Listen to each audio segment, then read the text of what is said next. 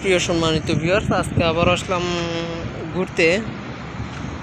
আমি রেগুলার ঘুরি, মোটামুটি সময় পেলে আমি ঘুরতে আসি যে লোকেশনগুলোতে। আমার কাছে অত্যন্ত ভালো লাগে, যা বলার বাইরে। এই কারণে আমি ঘুরতে আসি।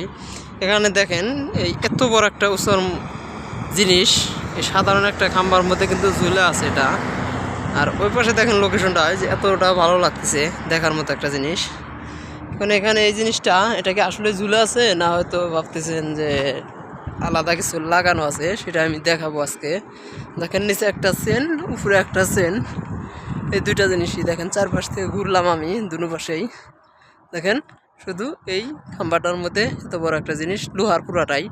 এটা দেখেন কিভাবে ঝুলে আছে এখানে। জিনিসটা দেখতে অনেকটা ভালো লাগে, যদিও মোবাইলে ছোট লাগতেছে, ছোট দেখা যাইতেছে, কিন্তু বাস্তবে কিন্তু অনেক বড়। এটা আমার 10-15 ফিট হবে, বেশি হবে, 15 ফিটের বেশি হবে, 15-20 ফিট হবে লম্বা। এতটা ভালো লাগতেছে, কিন্তু অনেকটা দূর থেকে কিন্তু এটা দেখাইতেছি, কাছ থেকে না।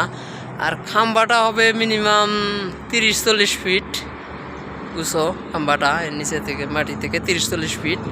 আর ওইটা হবে 10-15 ফিট, 15 ফিটের বেশি হবে, 20 ফিট মতো হবে। অথচ ঝুলতেছে দেখেন, ওই সাধারণ চিকন একটা সার্কেলের মাধ্যমে ঝুলতেছে। তাহলে ওইটা তাহলে কীরকম সার্কেল দিয়ে বানানো? এই সার্কেলের মধ্যে এত বড় একটা জিনিস ঝুলতেছে, দেখতে এতটাই ভালো লাগে। তাই এখানে ঘুরতে আসলাম আজকে। দেখেন এখানে যে খেজুর গাছগুলা, সৌদি আরবের যে বৈশিষ্ট্য, যে গাছগুলো সৌদি আরবের, আমি আছি বর্তমান সৌদি আরবের রিয়াদ শহরের সানায়ার মধ্যে। এখানে এই দৃশ্যগুলো দেখতে এতটাই ভালো লাগে। এখানে আমি আর একটা জিনিস দেখাবো।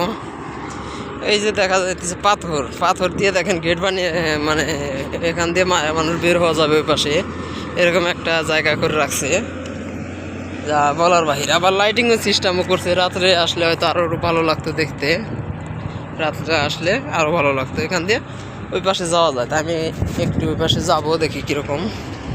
আসলাম এখান থেকে, এখন আপনাদেরকে বের হয়ে যেতে আসলাম। ও পাশে দেখেন লোকেশন, এই পাশে এই যে লোকেশন দেখেন কতটা ভালো লাগে। এ পাশে আবার লিখে রাখছে এসএসের দিয়ে। এই যে লাইটিং, ওই যে ও পাশে লাইটিং দেখেন, রাত্রে আসলে তাহলে অনেক ভালো লাগবে। এখানে দেখেন গাড়িটা কীভাবে ঘুরাই দিল, আমি দেখাইতে পারলাম না, গাড়ির ইতে ছিলাম না। এখানে যে কিছু কিছু সৌদিরা যে গাড়ি মানে পার্কিং করে, বা একটা ঘুরানি যে দেয়, আমাদের রেস বলে না কি যেন বলে, এনারা যে ঘুরানিগুলো দেয় দেখলে অবাক হবেন আপনি। মানে দেখেন কত বড় বড় গাড়ি, মানে কীরকম ঘুরানি দেয়। ঘুরানিটা হচ্ছে কিছু কিছু জায়গায় ঘুমাই দেয়, মানে ওরা সব সময় দেয় না, সবসময় দিলে অ্যাক্সিডেন্ট হয়। অনেক সময় আছে অ্যাক্সিডেন্ট হয়, উল্টানি খায়, 2-3 উল্টানিও খায় গাড়ি ভেঙে যায়। 5-7 হাজার 10 হাজার লাগে এটা পরে ঠিক করতে, ওইটা 5-7 হাজার 10 হাজার রিয়াল লাগে ঠিক করতে। এরকম উল্টানিও খায় দেখা যাচ্ছে যে গাড়িটা নষ্ট হয়। কিন্তু তারপরেও ওনারা, মানে টাকা আছে যার, তার তো আর কোনো সমস্যা নেই কোনো কিছু করতে, ভয় লাগে না।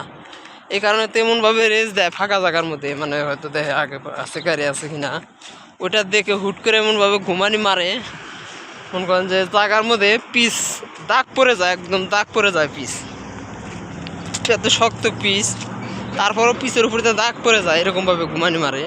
বা 2-4 ফিট, 2-4-5 ফিট 10 ফিট জায়গা গাড়িটা ঘুমানো মারার পর মানে অন্য দিক পিছিয়ে যায়, এরকম করা ব্রেক ধরে ঘুরানিটা দেয়, রেসটা মারে। তারপরেও কোনো ভয় লাগে না হালা করে।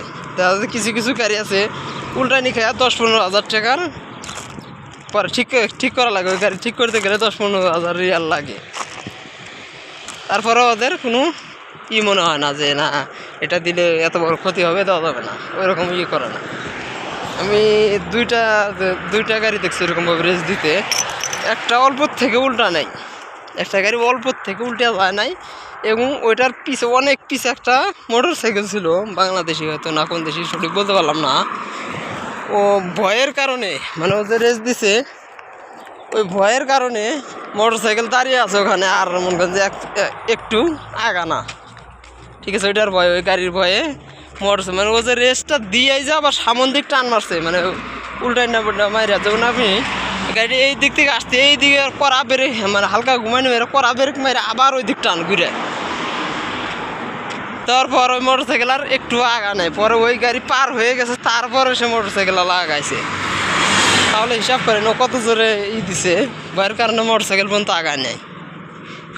এই হলো বিষয়। সৌদি আরবের দৃশ্যগুলো দেখতে অনেক ভালো লাগে। যেমন এরকম সৌদি আনতে কিছু ড্রাইভার আছে, ওনারা এরকমভাবে মনে হচ্ছে গাড়ি চালায় এতটা এইভাবে দেখতে খুব মানে ভয়ঙ্কর লাগে। সেটা আপনাদেরকে বোঝানোর জন্য চেষ্টা করলাম এবং সৌদি আরবের যে দৃশ্যগুলো দেখানোর জন্য চেষ্টা করলাম। ভিডিওটা আজকের মতো এ পর্যন্ত। ভালো থাকুন, সুস্থ থাকুন। চ্যানেলের নতুন দর্শকগুলো অবশ্যই সবার আগে নতুন নতুন ভিডিও পেতে চ্যানেলটি সাবস্ক্রাইব করে সাথে থাকুন। ধন্যবাদ।